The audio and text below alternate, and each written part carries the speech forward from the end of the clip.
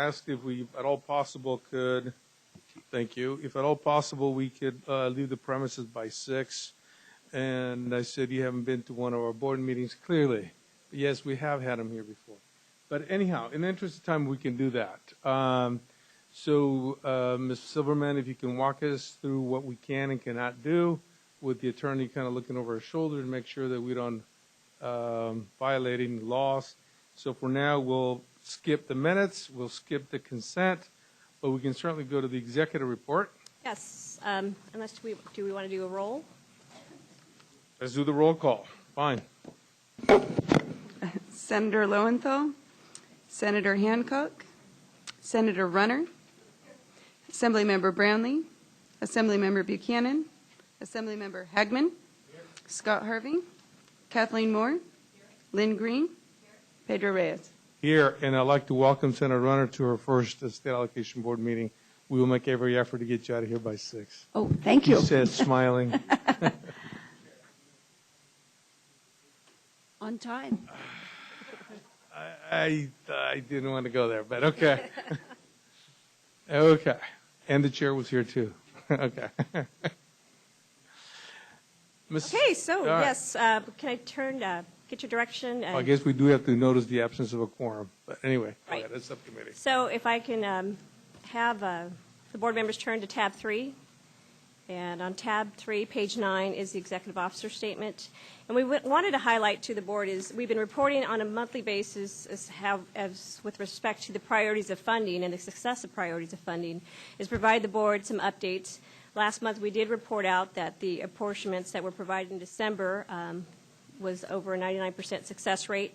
Likewise, this month, for those apportionments provided in January, we actually had a 100% success rate as well, and we are still processing those fund releases for those 26 projects for $107.6 million, so that's great news. And we're making great strides as well with the February priority apportionments. There were 20 apportionments for $87.9 million, and we still have 4 projects left to submit their fund release requests. And again, to remind the school districts that that fund release request must be in our office by May 23rd, 2011. And we also wanted to share with you the updates in the Seismic Mitigation Program. We have attached in your agenda an update report that will be shared today by Mr. Harvey, who chairs the subcommittee. And likewise, I'm sure we'll have some comments from the other members that sit on the Seismic Subcommittee, such as Ms. Moore. And so we've actually had 2 meetings to date, and so that's great news. We had a meeting April 12th was the first meeting, and we had a meeting yesterday afternoon here at CDE. Another item I wanted to share with you is the state agency joint workshop. We actually did report out at the last meeting that the subsequent day we were going to have a joint workshop, and that included Department of Education and Division of State Architect, and that went off with astounding success, and we are really thrilled with the opportunity to bring that forward and looking forward to having more input from the stakeholders as far as what kind of workshop items they would like us to carry forward. And with that, we actually have 54 participants in the audience and 45 participants also that participate via webcast. So again, all those materials are posted on our website if you want to refer that in any time, any place. School districts have access to that information. So we'll be working together to bring forward another workshop sometime in June. Also, we wanted to highlight with the board is OPSC has created also a new outreach team. That outreach team is really focused on getting, again, more activation or more participation from school districts that may have eligibility. So our goal is to reach out to those districts and to give them some orientation about the program and what programs that haven't been accessed. And again, the goal is to give a step-by-step tutorial about how the program works. And so we've also launched a series of webinars starting with in the middle of April, and we've been releasing a webinar every Monday through May 16th. So again, that information is posted on our website, and we encourage school districts to access that information. The other item I wanted to share with you is, regulation update. Although it's not printed here on your document, we wanted to share with the board that we've heard news from the Office of Administrative Law. The journal site regulations were approved, effective today, so that's good news. The next two items I want to share with you is the priorities in funding cash management meeting. We will have our fourth meeting on May 17th, and that's at 3:30 to 5. Ms. Silverman, let me interrupt you for a second. If they approve the regulations today, are there any grants that we have to go back and amend, and when can we do that? Yes, I think we brought up that issue when we were having that discussion a few months ago, and we would bring those projects back in June. Okay, thank you.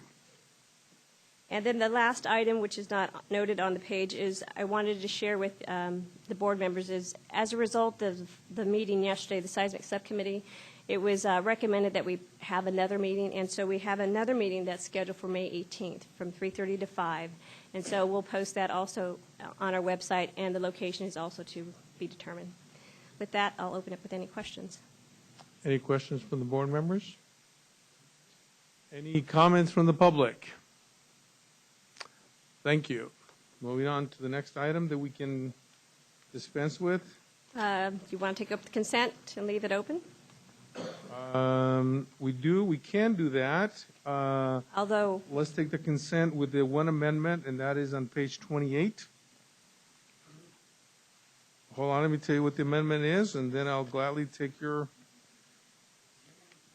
On page 28 is to withdraw, is that correct?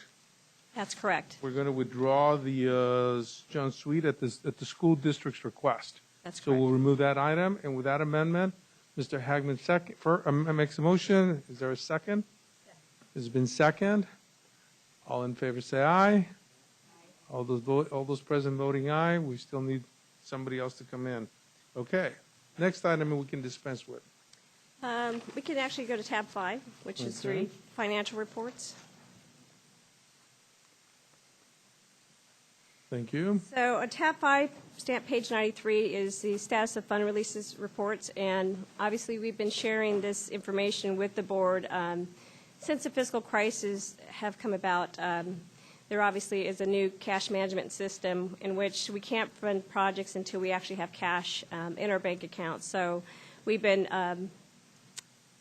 sporadically providing funds or funding projects on the unfunded list as a result of various bond sales. So again, the purpose of this report is to share those releases on a monthly basis. So at the top of page 93, we had received $528 million for the March 2009 bond sale, and we've been updating the board every month about how much funds we've been dispersing in each of the various bond sales. So for this particular category, in March 2009, we actually didn't liquidate any funds in that category, and we still have $70,000 left in this particular bond balance.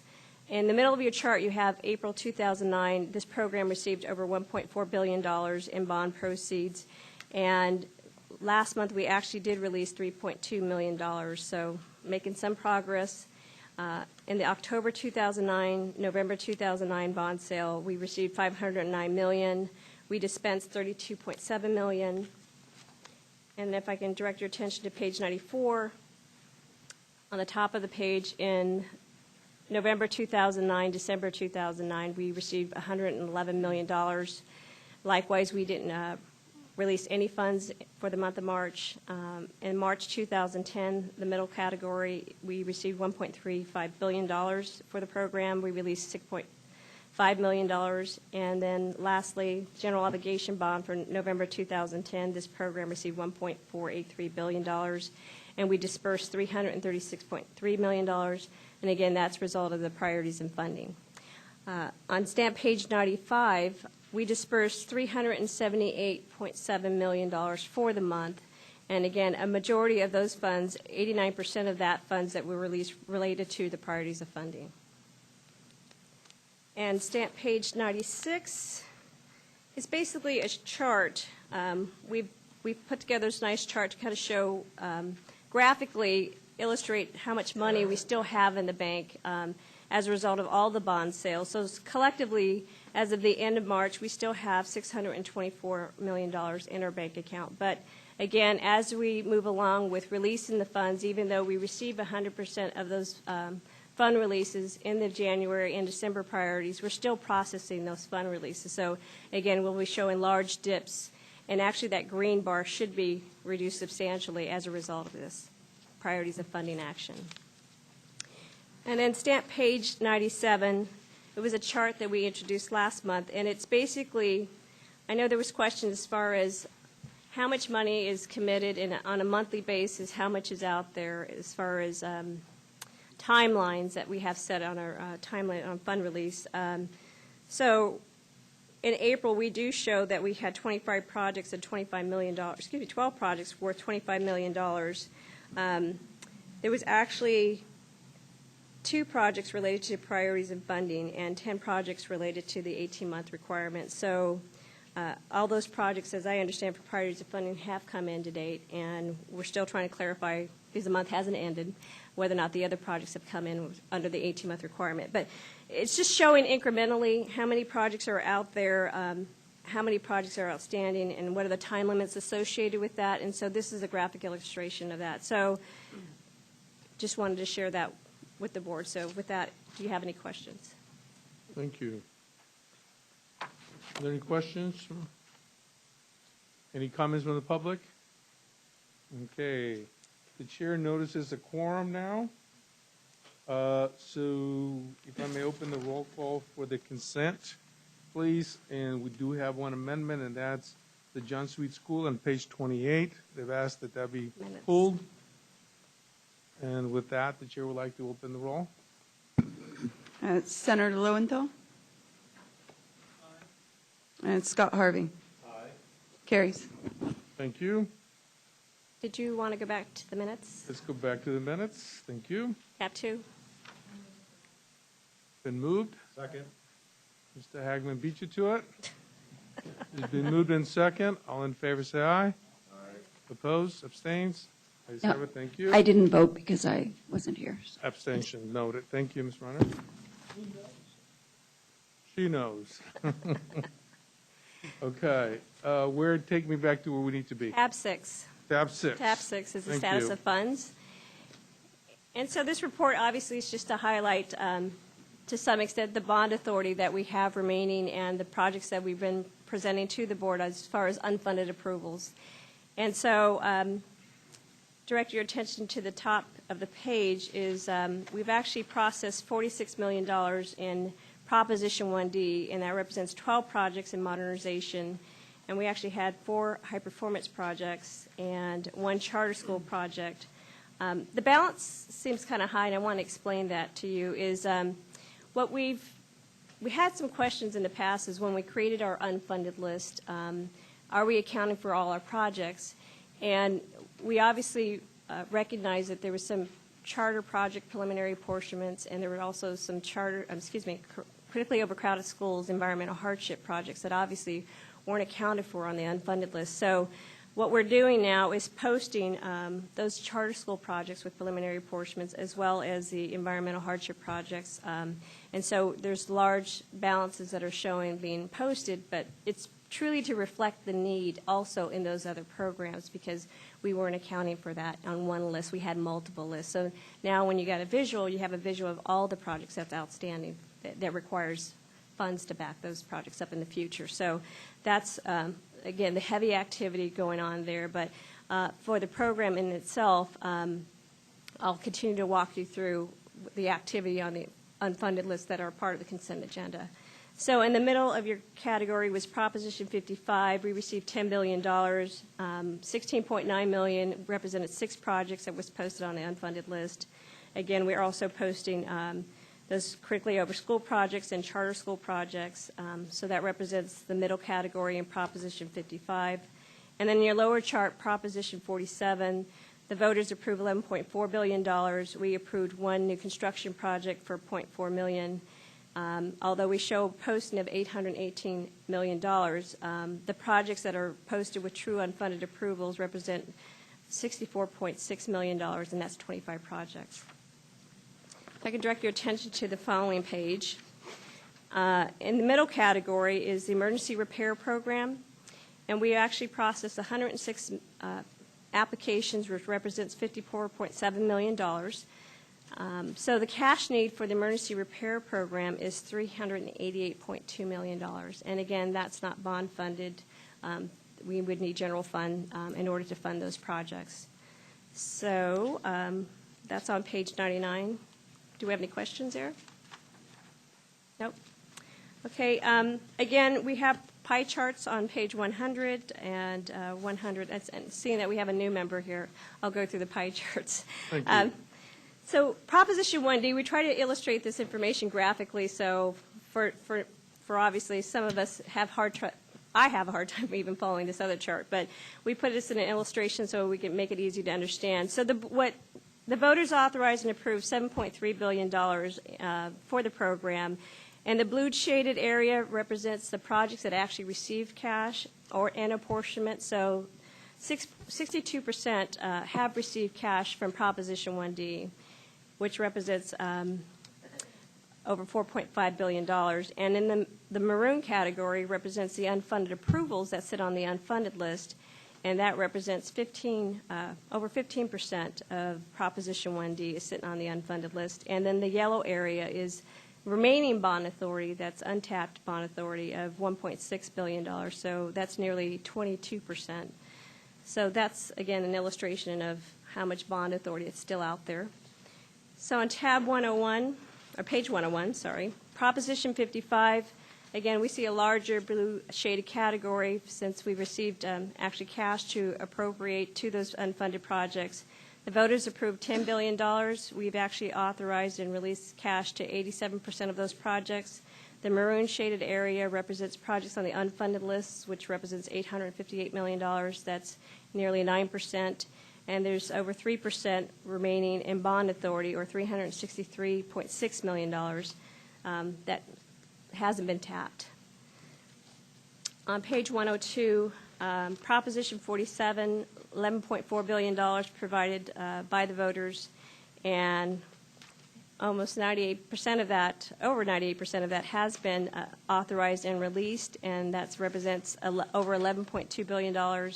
We still have slightly over $1 billion of projects, $117 million sit on an unfunded list, which represents 1%, and we still have $54.4 million remaining in bond authority, and that's a little sliver of yellow you see there.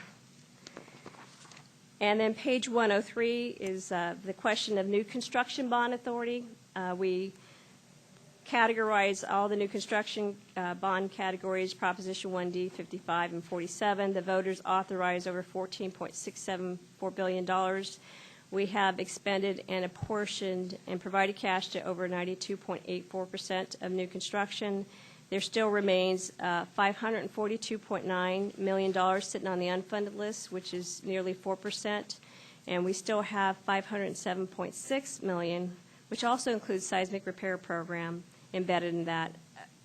And that represents nearly 3.5% of untapped bond authority. And then the last illustration is on page 104, which represents the Emergency Repair Settlement Authority.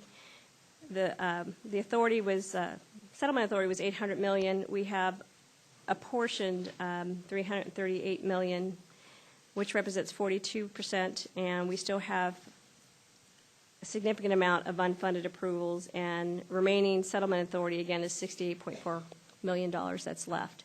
And the goal is to process those projects before the end of the June. And so with that, I'll open up to any questions. Any questions, comments? The chair notices that the upper house is fully represented, and so is the administration. Mr. Hagman, to your comment at the beginning. Sorry.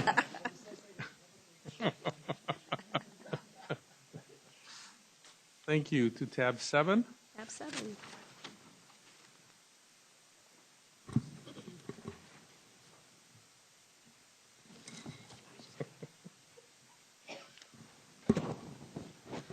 Good afternoon. Tab 7 is a closeout report for the Charter School Facilities Program. Back in May of 2010, the board authorized an additional filing round for some remaining bond authority that came back into the program, and at that time declared that the filing round would be held open for an additional 8 months to make use of any additional bond authority that became available during that time. This January was the end of that 8-month time period, and we did have $42 million that came back through a project preliminary apportionment rescission. So we were able to continue down the list of applicants that had applied for a preliminary apportionment. And on stamp page 107, you will find a preliminary apportionment funding shell for Ocean Charter School. So in this item, we are, that uses 19.9 million of the 42 we had remaining. We are working with the next applicants in line to have them go through the financial soundness process, which is done by the California School Finance Authority. Once that process is done, we will be able to prepare additional preliminary apportionment shells that we would like to present as part of the consent agenda in future meetings. And we are asking that the board declare this round officially closed and approve staff's recommendation to bring the remaining preliminary apportionments back as part of the consent agenda in the next couple of months. With that, I'd be happy to answer any questions. Mr. Hagman? One or not. On the preliminary grant total for this, for example, for Ocean, and there's a CSFA lease payment amount. So basically, we front them their half, and then they pay it back over a period of time. Is that correct? Correct. They have up to 30 years to pay it back. They are putting a small contribution of $250,000 towards the project, but the remainder of their share is a loan. And I definitely don't want to chase down more reports from you, but is this atypical of a lot of these new school finances? Is there a lot of lease programs out there? And if so, what's that total and what's the income coming in from that each year? And do we put that back out, or what's the plan with that? Under our program, it's the Charter School Facilities Program that has a loan component, and then the That's the Career only Tech one out. Program has a small loan component as well. We do receive some payments back, but it's after the schools have been built and occupied. So I believe we've only received two, maybe I think we have another payment due this year, but it's not enough authority or cash to. Sure, but the plan is in future years this goes back into the pot. Yes, it goes back. The authority goes back to the program so that eventually we'll be able to come to the board to request additional filing rounds. And with the 22 remaining million, would you foresee maybe going out in the future for another brief round, or?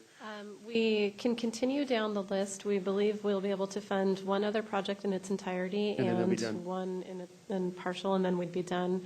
If the board closes the round out today, we would be returning those applications that we're not able to provide preliminary apportionments for. We would return them, and then in the future, if we have additional bond authority return, we would come back to the board to seek direction on opening a new round.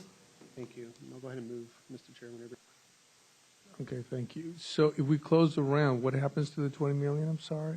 We'd like to close the round with the exception of the Gotcha. 22 million Okay. that we have Thank still you. available That's that what we're I thought. working Okay. through. Is there any public comment? Mr. Hagman moves staff recommendation. Is there a second? Second. Thank you, Mr. Harvey. Do we need a roll call, or all in favor say aye? Aye. Noes, abstentions? Ayes have it. Thank you. Tab 8. Tab 8 is an item that is coming back from last month's board meeting. This is the report back from the Subcommittee on Rules and Procedures. The subcommittee met to define some procedures for the appeals process, and there was some questions regarding part of the recommendations, and staff was asked to report back with some options and some language clarifications on that. At the bottom of page 108, the committee recommendations begin, and what the committee recommended was a process for filing an appeal. The district would submit the appeal request form at the point at which they reach disagreement with OPSC. And then continuing on page 109, the timeline for an appeal process would be 90 to 120 days unless it was a health and safety issue. And then the committee recommended a shorter time period of 60 to 90 days. And there, at the 5 working day point, once the appeal had been received, OPSC is to send an acknowledgement letter to the school district so that they know that we have the appeal, and providing a tentative date for when this would be placed on the workload. The committee also asks staff to develop a processing timeline that fit within the 90 to 120 days. And you'll find that on both page 110 and then also as a visual on the attachment on page 111. This is the same timeline that was presented last month, with a minor point of clarification that the 5-day mark where OPSC is sending the letter to the school district is 5 business days, which assists us if it falls over a weekend. And then we've also clarified that unless otherwise specified, all days on this timeline are calendar days to fit within that 90 to 120 day process. So those were recommendations from the committee and from staff. Now, the issue that came up last month was related to postponing an item. The current rules have a limit on the number of times an item can be placed on the agenda. It's a 3-time limit with, I believe there's 8 exceptions. However, the time frame for which a district or the OPSC could request a postponement had not been addressed. OPSC has provided a couple options for the board's consideration as far as whether or not you would like to have a time limit on the last point at which a district or OPSC can ask that an item be postponed. So on stamp page 109, we've included 2 options. The first option would be a time limit that would be 2 working days after the board item is published, would be when a district or OPSC would need to request that the item be postponed. And then the chair and the vice chair would respond in writing to the district indicating whether or not the request had been granted. We've also included option 2, which would be no time limit on when a district or OPSC could request a postponement. And that would basically mean that right up until the day of the board, or even on the day of the board, someone could contact the chair and the vice chair and request that the item be postponed. And then we've tried to clarify the language because there seemed to be an issue with the time frame that the chair and the vice chair have to respond to the request for postponement. So for the chair and the vice chair response, what we've included is that typically the chair and vice chair would have 5 working days before the hearing to respond to the request to postponement. Now, if the request is received after that time point, obviously the chair and the vice chair are not going to be able to meet this timeline, so they would just need to respond before the hearing, or if it's received on the day of the hearing, that might be a point of discussion, whether we want a timeline at all on that. And then the other thing to highlight is that in the timeline, the appeals processing timeline, at about day 70, OPSC staff would mail a letter to the district indicating the position of staff. And the position of staff and the details of the appeal would not substantially change from the date of that letter to the date of the board item posting. So there shouldn't be any changes or surprises for the actual published item, so that might help with the discussion on the time limit for postponement. And so what we are seeking in this item, we are seeking direction from the full board regarding the considerations, the recommendations of the subcommittee for the entire appeals process. We're also seeking direction specifically on the postponement timeline, and if there is going to be one, and what the timeline shall be. And we are asking that the board adopt the OPSC proposed appeals processing timeline. Okay. Any questions or comments from the members? Ms. Hancock, Need to try a Mr. motion? Lowenthal? I think you are. Well, I'm just going to try a motion. But if you had a question. You have a question? Yeah, the one about the chair and on the chair, vice chair response, you have, I believe, that we would respond, I think, within 5 working days of the hearing, and if it came later, we'd kind of.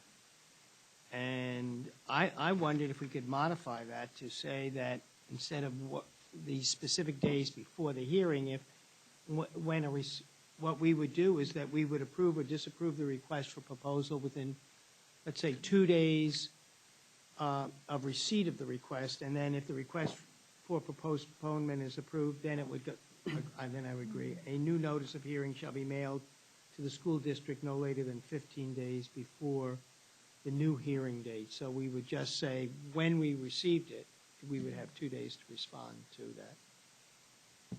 Would you want it to be before the board meeting? Because if you, depending on what option you pick, if you receive it the day of the board, do you want to respond before the board meeting, or do you still want the 2 days after that to provide the official response? I think it all depends, Senator Lowenthal. Mm-hmm. I think it depends that if we go with option 1, you have Right. the timeline. If you go with option 2, There we is can no be fighting timeline. right now, so it'd be hard to respond within 2 days. So option 2 has no timeline, right? Right.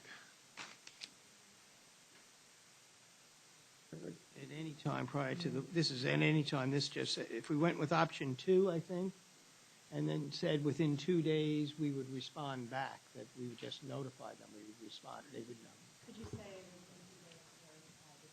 Could you say within 2 days or by the date of the board? Because if the request for postponement comes in the day of the board, you don't have 2 days. Correct. That's correct. Okay, that would be the option. Mr. Hagman? That would be the option. Thank you, Mr. Chair. I was looking at the timeline here as well. It looks like OPSC basically mails out a letter roughly by day 70 or earlier. So that'd be the latest day. And then by the time you agendize this, the earliest we could have a board meeting is day 90. It could be after that, but that'd be the earliest process. So that window between 70 and 90 is kind of what we're trying to seek direction for. What do you do after you send out your letter, but before the board hearing up to the last time? Well, if the school district gets it, they're on it, they send you a letter in, request. I was thinking, up to day 85, they send a written request in. That gives you enough time, a week or so, to process it through the chair or vice chair and actually look at it. But after that 5-day window, it gets to be logistically hard, especially if everyone else doing different jobs around here for the chair and vice chair. I was thinking, have the ability to be able to do written postponement to our staff up through day 85, but anything after 85, they would have to come here in person and say why they wait the last minute and ask for appeal. And then you give them the response at that time when you hear it to postpone it or not. But that seems logistically, you start putting these 2 days here and there, you put handcuffs, they get it mailed on Friday, you get it on a Friday this weekend, this and that. It's almost like too many regulations where you just want something that you can work with some direction and not necessarily a black and white rule, just kind of what's practical what timeline you get it, and based upon when we have the hearing. I've only been in there a short period of time, 2 months. I haven't seen a lot of appeals so far, and I hopefully don't expect to get a lot of them. This is kind of like one of those exception things. So for me, if someone took the time to fly up to come attend one of our board meetings, even the day of, that means they're pretty impassioned about why they want to appeal. If they had the time to look at it beforehand, before the 85th day or whatever, and had a chance to, in writing, send you the reasons, staff has a chance to review it, bring it up to the chair or vice chair, have you review it, have time to get back to them before they have to fly up. I think that's the ideal situation. But if for some reason they can't, that may give you this option A or option B, but not that somewhere in between, which makes it, hand ties for the staff as far as the 2 days response, track you down, that type of thing. Just my 2 cents worth. Okay.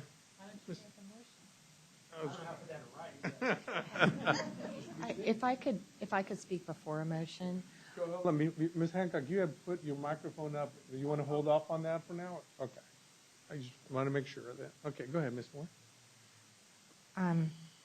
I take a little opposite of the point of of a different point of view, in that I've seen a lot of appeals come before the board that I know that the timeline is here, but oftentimes the information is late breaking. Mm-hmm. And I would rather grant flexibility, and it does indicate in here that the school district has to provide the reasons why, and that the chair and the vice chair have the authority to indicate whether that is reasonable or not. And I would rather have flexibility, but know there's accountability through our chair and our vice chair towards the school district. If it's really not a legitimate reason for postponement, it lies within our board to determine that, rather than putting a strict timeline on it when we know oftentimes information and things happen late. So I would rather support that we approve option 1, and we leave it to the discretion of the chair and the vice chair whether an approval of a late breaking request for postponement is granted. Okay. Just to follow up, 2 days after the board item is published, so what part of the timeline would that be published? Typically, we publish our board books the Wednesday before the board meeting, which is the 5 working days before the board meeting. But in the odd circumstance that a board item was released late, the way that's worded, 2 working days after the item is published, if the item's published on Thursday, there would be no harm to the district requesting postponement. They would have the 2 days after that date, but typically it is Wednesdays before the meeting. So it gives a few days, but that's the school districts are bureaucracies too. I want to make sure that it gets to the right person. You have the wrong person opening mail on vacation 1 week or something like that, and they don't get it, and then all of a sudden they miss their opportunity to appeal. That's why I wanted to give as much as we could too to the school districts, but not tie in the hands of anyone. I don't think we're changing the timeline. It is the board, the staff's intent to have given a draft items on day 70, right? It's actually a letter. It's not going to be the actual item, but the letter will be substantially similar to the item. It will include staff's position and all of our background information. And that's what I'm saying, and I think that's great. I think it's great to get that early, but the actual item sometimes is not to a district. I mean, we get our board books that Wednesday. Sometimes there's items that are late breaking. As they said, they try not to do that, but it does happen. And I would prefer to grant greater flexibility because the district has a very short period of time to see the item and know what they want to do concerning it. If they agree with the staff recommendations, they typically bring it forward. If they disagree, they have the time and knowledge to put together what they want to say to the board concerning that. Okay. Mr. Harvey? One of the things that I had hoped you were doing on day 70, when you were saying it's going to be OPSC's position, No time limit for the is that really becomes the report. And it eliminates this allegation that there are, quote, last-minute changes that a district has to respond I to. meant to. If we can say that that is your position,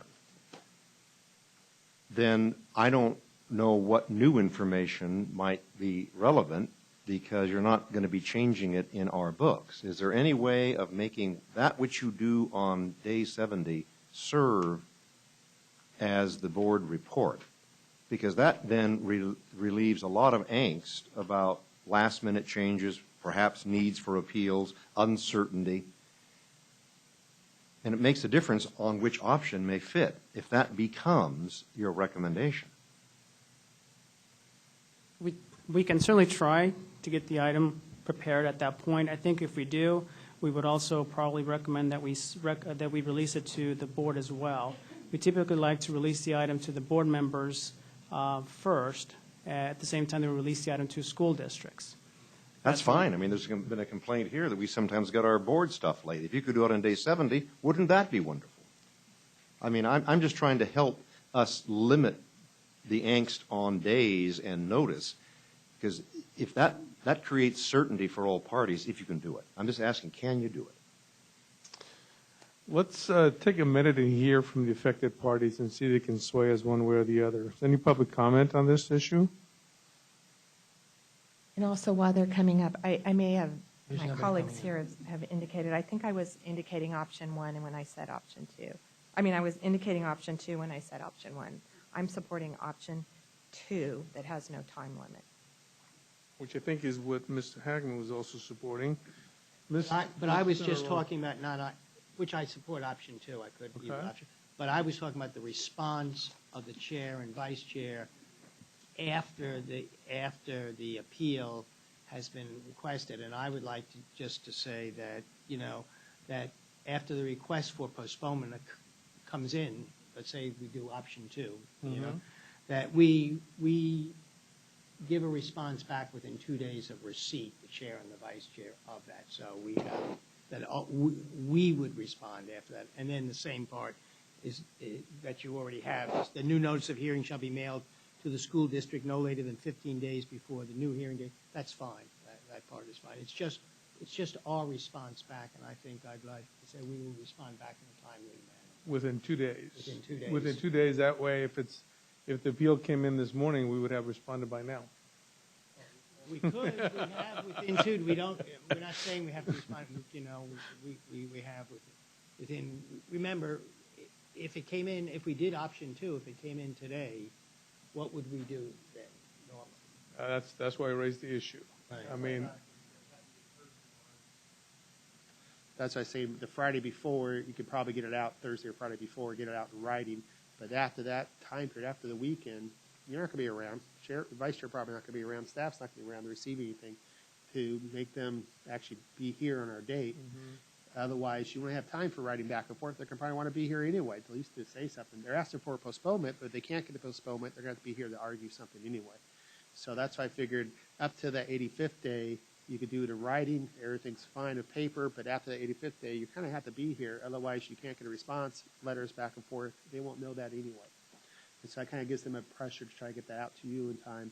By the 85th day, by at least the 90th day, or those 5 days afterward, if they came in person, we could say, yeah, you're not ready to come back in 30 days, come back next month. There's reasonable just cause. The chair and vice chair can make that decision in person. Ms. Buchanan. If if they show up and they're not ready, and we know we're going to grant it, so why make them show up? I guess when I looked at this, my initial thought was, I support option 2. I think in terms of your getting back to them, there's got to be some reasonable time frame, and I would suggest that maybe 5 days is more reasonable than 2 days. I mean, whatever expectation you set there, you've got to be able to live up to it. And if someone requests at the last minute that an item be delayed, and you need to get back to them, you know, it seems to me that I think they ought to be able to request it. If they're not ready to present it, there's no point in their being here, because that wastes their time and money, and it wastes our time. So I think up to the last, you know, let them go ahead and request it. I think there should be a reasonable time frame. I'm not sure 2 days is reasonable for a written response. I think maybe 5 days might make more sense. And my only concern with this is that how many times would you allow a district to ask for a postponement of an appeal? So, you know, and I did ask, and I think somewhere in here, I know I just got here, so I apologize, we have guidelines for how many times something can be put on the agenda, right? Well, then there's extenuating circumstances after that. But I think then there should be something that says, okay, you can ask for 2 delays or 3 delays, but you can't go on indefinitely. There needs to be some resolution there. So those are the guidelines that, when I looked at it, that I would want to see included. To follow up on your comment, though, when you talk about 5 days to respond, how do you answer Senator Lowenthal's case scenario where we just got it yesterday? Right. 5 days doesn't do us any good, because I got to hunt him down, so we were on the same page on whether or not to find appeal. Well, I guess what I would say, since the agenda doesn't always get out, I mean, if someone notifies us that they can't make the hearing, I think it probably should be, you know, automatic. But I would think that you need to get back to them, acknowledge the fact that you did receive it, that it is being delayed, that it's going to be put on the next month's agenda unless they get back to you or whatever, but there's got to be some kind of communication back. You could solve that by saying within 2 days, there would be a response, a written response, or by the day of the board meeting. So in the case of an appeal that someone knows on day 70, when they got the letter, that they didn't want to go forward to the board that month, the 2 days would be, you know, well, you'd be well within that. But on the day of the board meeting, if something happened, someone was sick, they couldn't get up here, and they request a delay, you could also respond that day verbally to them through the chair or the chair and the vice chair. So it gives a deadline, but it also understands the circumstance that might happen of a late breaking item and or some extenuating circumstance of the school district. And I'm okay with that, just so long as, you know, the chair and the vice chair concur that they can respond within that deadline. If not, I think we ought to make sure that whatever you set up, you have a level of confidence that it's reasonable and you can get back. I think a 2-day for written response prior to the board meeting works, but if it's something less than 2 days before the board meeting, it's got to be verbal. Right. Because there's just no way. I mean, I agree with you. today was a back-to-back meeting time for me, so anything that's Me too. my voicemail, email, and correspondence, I've not looked at. And it's just a fact of life. So anything that I would have received today for an appeal, I would not have looked at. It's my first human contact outside of a hearing all day today. So I agree. And you're still in a hearing. Okay. So do I hear a motion? Somebody want to articulate the motion now that... So what we're saying is, let me just understand, we're saying option number 2, and that the chair and the vice shall approve or disapprove the request for postponement, let's say.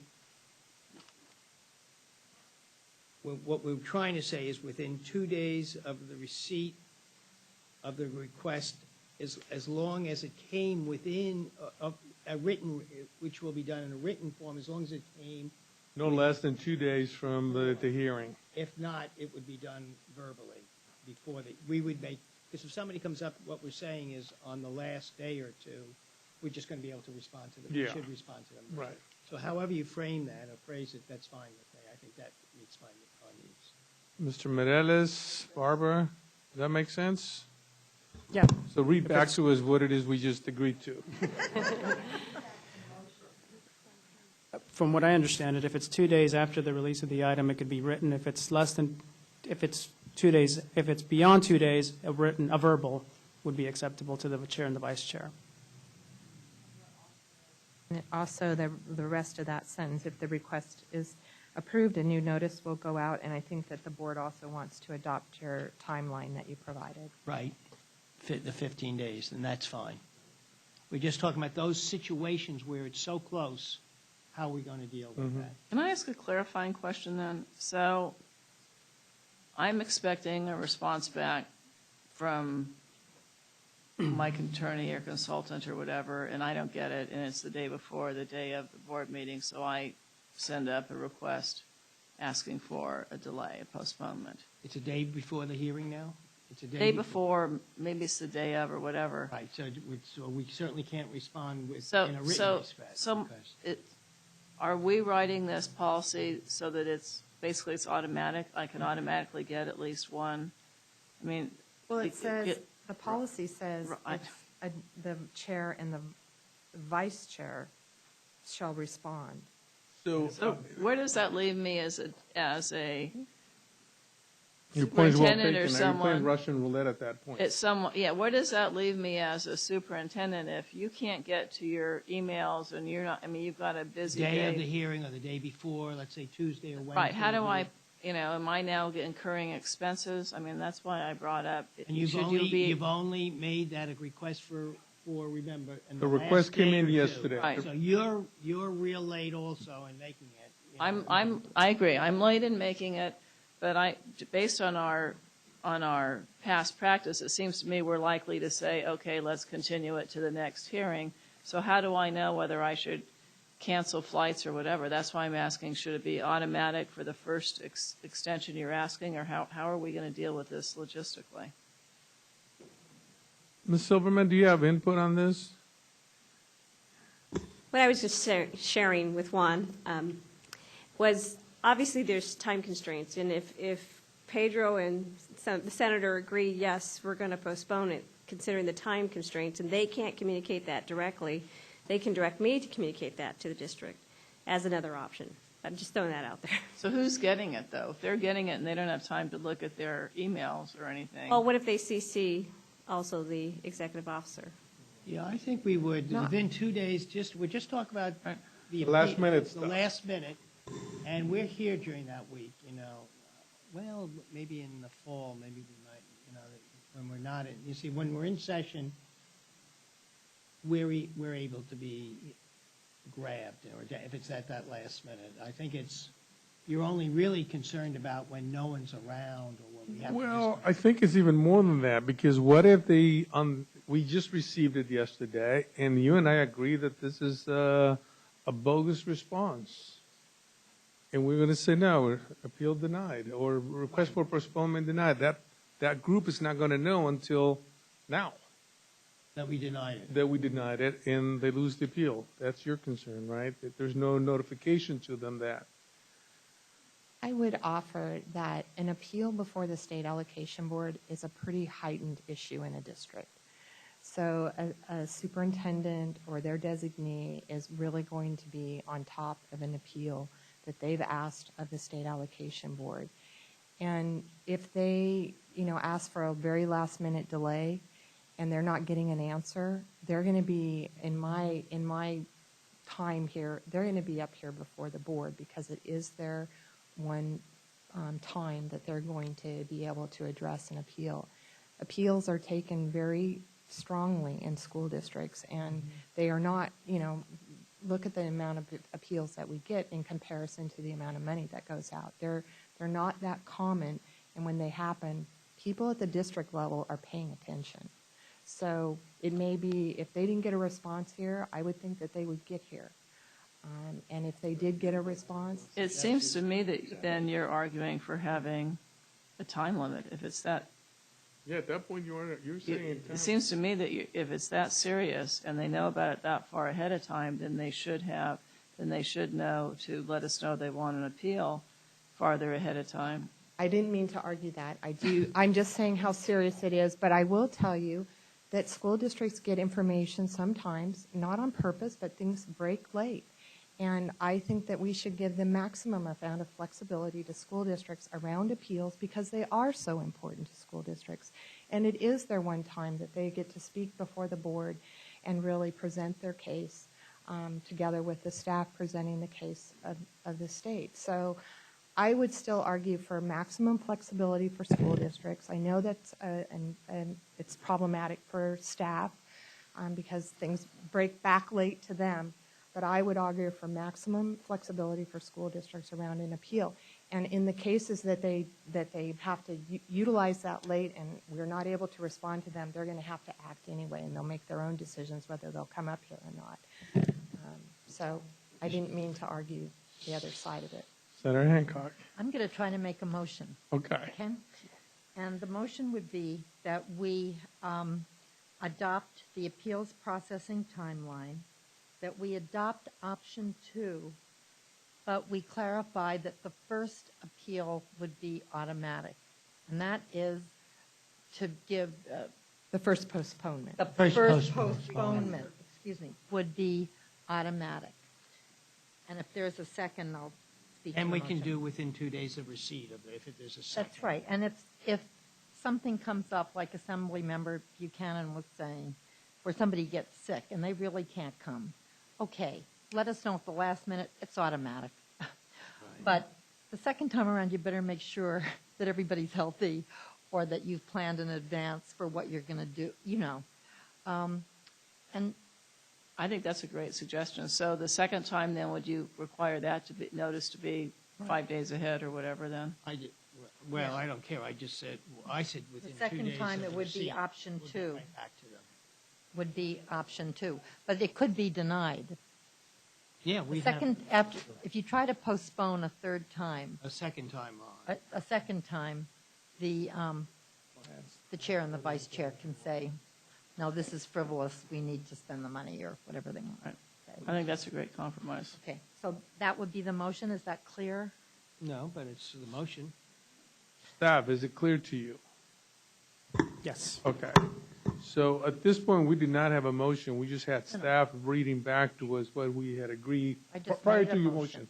Prior to your motion, I want to make sure that I don't have a substitute motion on the table. So, Okay. no, I don't. I have a motion from Ms. Hancock. Second. It's been seconded by Ms. Moore. Any additional comments or questions? Lyle, you had a chance to get up here before. Come on, man. I just can't, hold myself back for some reason. Actually, this is not related directly to what you're voting on. All right, thanks for your comments. Bye. Go ahead. But Go it's ahead. a very closely related issue that I think is important, not necessarily for you to have a vote on today, but for you to consider. And lest you think I'm a Johnny-come-lately on this issue, I think it's always been an issue, but it's getting to be a worse issue as money runs out. And here's the thing.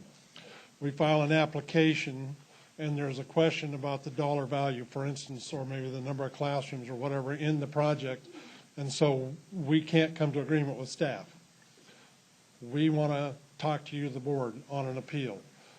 The choice we are given right now is that you either hold that project up until the appeal is settled, or you go forth with the project without whatever it is, the money typically, and forget an appeal, period. So I would like you to have a discussion about the option of letting the project go forward when there's a disagreement, pending the outcome. I mean, let it go forward with a lower amount of dollars or whatever, and then pending the outcome of the appeal, leaving the project open for a subsequent adjustment to the apportionment if the appeal is successful. Yeah, that has to be a whole different conversation. Well, I agree. It's not, Yeah. that's why I said, Yeah. I preface this with it's not directly related to the appeal process because the Yeah. appeal process is going to go on. Right. But in the meantime, there's a project that could, Yeah. like right now, it's sitting on the workload list. And so money is running out. So then it comes up and we're told, well, there's a disagreement about $100,000. Well, if you're talking about a 10 or 12 or $15 million project, $100,000 isn't worth waiting 120 days and missing a funding cycle. Sometimes, quite frankly, for Los Angeles, especially during the period of inflationary costs, our costs were going up so fast that $100,000, it would cost us $100,000 to postpone a project for 120 days, maybe even more, regardless of the outcome. So if we could go forward with the project with the lower amount of money, let the appeal go through, and then based on the outcome of the appeal, if you think it's a reasonable appeal, adjust the cost of the project. I think that would be a really good consideration. Okay, so here's what I think we ought to do, and this is just the chair, which has one vote and one vote only. I think we ought to move on this item and have Lyle go back and work with staff and see what can be worked out to resolve this particular issue, and not try to incorporate this issue into this. Mr. Chair, that's exactly what I was hoping you'd say, so thank you very much. But there's, in staff, there's something that can be worked out. I know that there's going to be 1,001 instances where this is just going to be tweaked this way and that way. So if you can come up with some generic that works, and we still need to have board approval on that, so you just bring it back at some other time, we can put that in the agenda. Thank you. Okay. So the motion's been moved and seconded without Lyle's Johnny-come-lately amendments. Any additional comments? Aye. All in favor, say aye. Aye. Oppose? Abstentions? Ayes carry. Thank you. Thank you, Lyle. You raised a good issue, though. Tab 9. Mr. Harvey.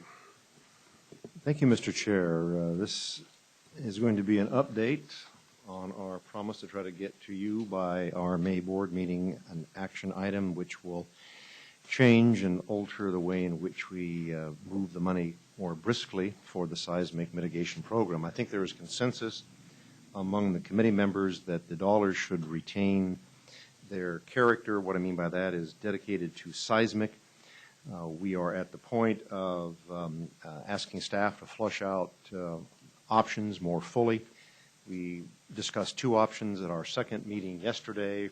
One option was a step down of the shake zone, the current criteria that we have, but in a 3 or 6 or some undeterminate, undiscussed, unvoted on time period, lower the shake zone by 0.03. Doing that, the theory was, would move the money in some greater rapidity than we currently are. Problem with that option is that it puts validity in the shake zone, and there has been questions raised about whether that should be the overriding criteria. Knowing that when the voters set the dollars aside, they said most vulnerable, so we're wrestling with standards. We don't want it to be subjective. We want it to be standards that recognize how to get the money out more quickly, and that led us to a second option, which is one that would potentially allow a structural engineer to make a finding that a building was at risk. We haven't figured out how to define risk yet, but it shouldn't have students or faculty in it. That finding would be made on a more localized case. It would not result in the shake zone as the only criteria. DSA would have to concur in that recommendation and finding, and then the school would be eligible to draw the dollars down. We've asked staff to take a look at an incremental approach that was suggested as a third option. That was a suggestion that came from the Seismic Safety Commission and our PSC staff. We've asked for some legal opinions on whether we can or cannot adjust the 50% match by action rather than by legislation. We're asking for some additional guidance on the question of interim housing. And I have my full committee here. Are there anything else you'd like to add? We're meeting a third time in May on the 16th or 17th, I believe. the 18th. I knew it was out there at some point, on the 18th.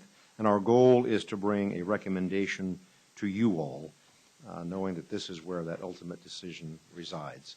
We have not voted on anything. We have had active and robust discussions. We continue to seek input, and we continue to seek staff guidance on some areas, and it's been an interesting process.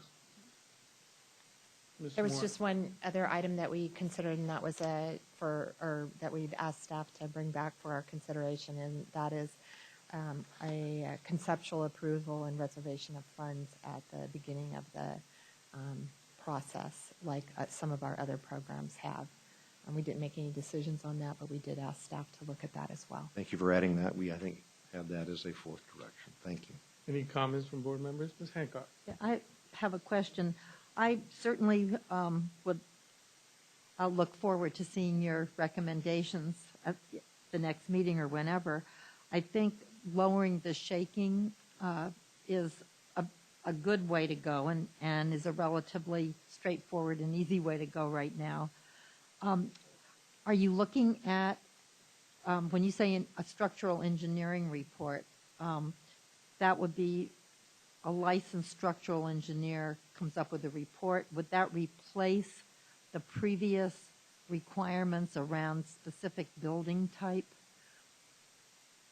It could. I'll let Ms. Buchanan. Some of the problems have been the shaking is bad, a structural engineer says it's in danger of collapse, and then the office of the state architect has said, but it doesn't meet the criteria for building type. Yeah, I said I'd let you talk a little. There were a number of issues that concerned me, and I obviously I was the one that wanted to explore another option. One was the Moronga, where it was clear that they had to evacuate the school. It wasn't safe for students to be in that school. But and they talked about the seismic faults. We saw the picture of all the lines going through. But the reality is setting just a straight numerical shaking number with building type didn't allow that school to qualify for seismic funds. And we did make the exception in the facilities hardship for the first time, and we allowed that school to qualify for funding under that. But if you set just the number and the building type and you go by those two, there are buildings that don't qualify. We heard testimony. Happy to take out building type. Right. I was just clarifying. But it's not just building type. We heard testimony from a consultant for Piedmont Unified, and they had a building that exceeded the shaking requirement, but it's in my district. I know that's right. That's right. And if you even lowering the building, the shaking number doesn't matter, because that was of the three buildings they identified that needed to be repaired, the one that had the highest shaking number and exceeded it didn't qualify. And so, and we heard other testimony. So the thought behind taking a look at another factor would be if an engineer says that a building is not safe to be occupied by students or faculty, and the district, because of pending seismic conditions, liquefaction, others, that engineer would submit that report in writing along with the district to DSA. DSA then would use a combination of factors, which would include the number, building type, and others based on the national GSA requirements, because they set the shaking factor at 1.68. So they can't. I mean, in their mind, that's what the standard should be. It shouldn't be lower. So we would like them to take a look at a combination of factors and not just one sole factor.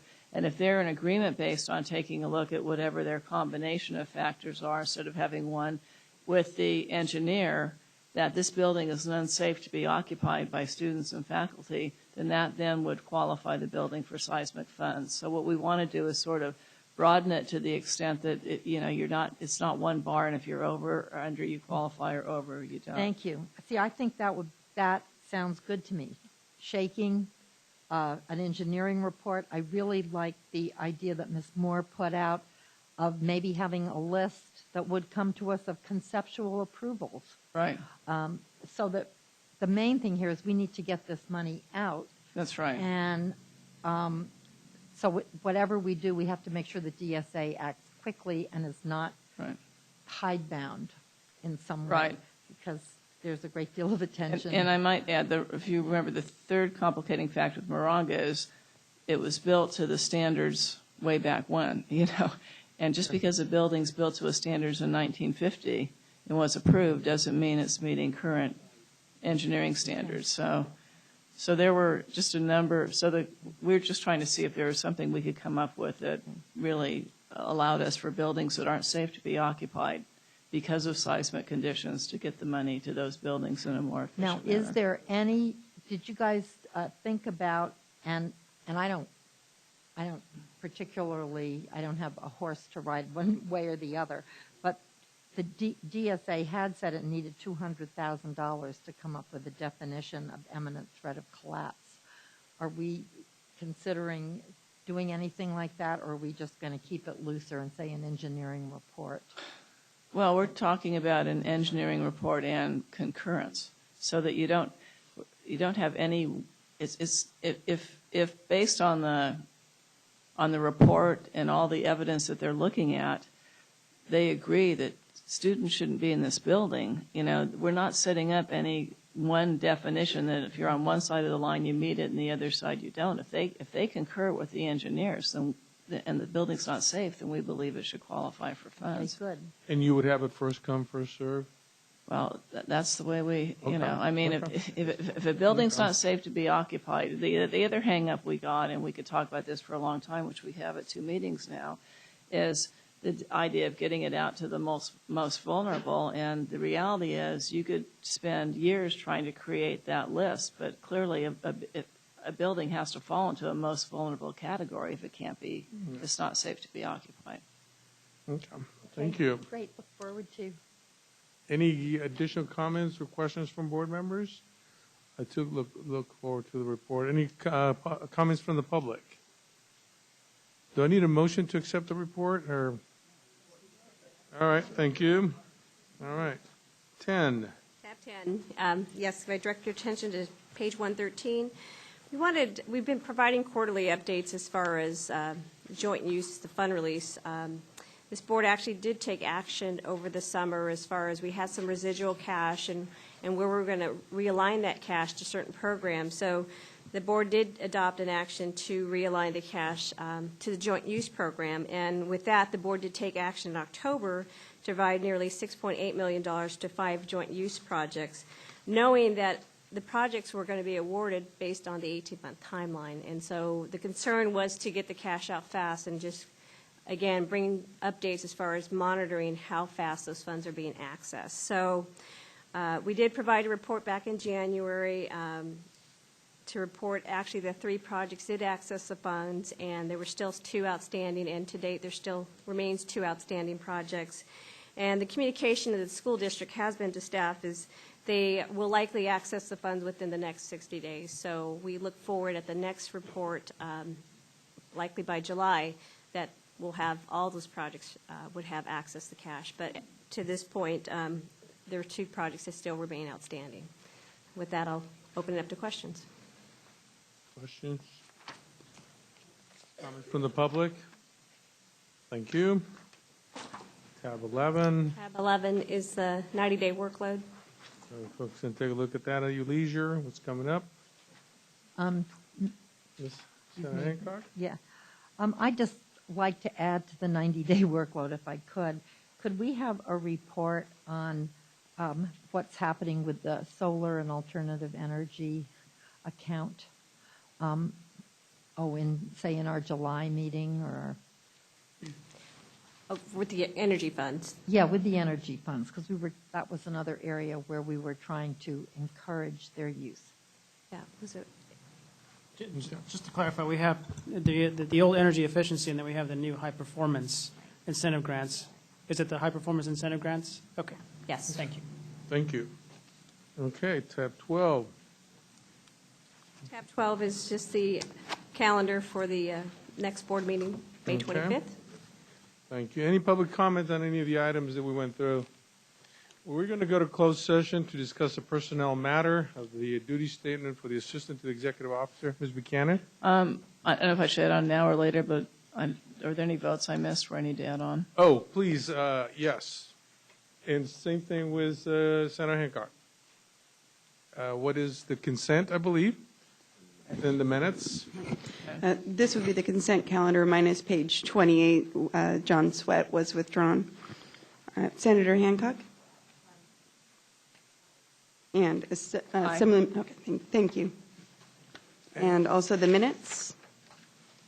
Aye. Okay, thank you. Okay, thank you. Thank you. I'd also like to point out that Ms. Buchanan has agreed to be, not Ms. Buchanan, Ms. Moore has agreed to be the chair of the Personnel Subcommittee. Thank you. And I'm glad that she had whatever she had for lunch to accept it. Thank you.